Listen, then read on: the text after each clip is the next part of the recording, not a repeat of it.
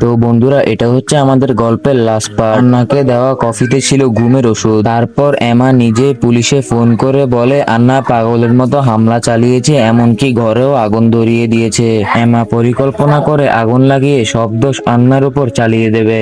এরপর সে আরো ভয়ঙ্কর প্ল্যান করে। এবার টার্গেট হচ্ছে চাচা। সে শিশুর কান্নার শব্দ চালিয়ে চাচাকে দ্বিতীয় তলায় নিয়ে যায়। তখন নিচে গ্যাস চালু করে, মেঝেতে পেট্রোল ছড়িয়ে দেয়।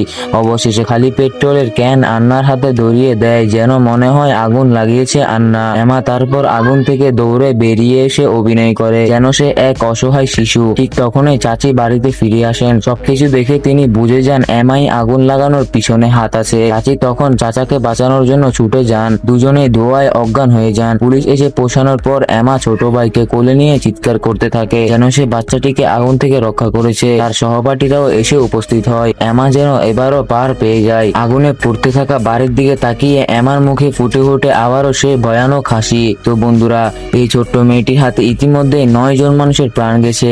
কে জানে তার পরবর্তীতে কে শিকার হবে। হয়তো আপনিও শিকার হতে পারেন। যদি আমার চ্যানেলটিকে সাবস্ক্রাইব করেন তাহলে শিকার হবেন না।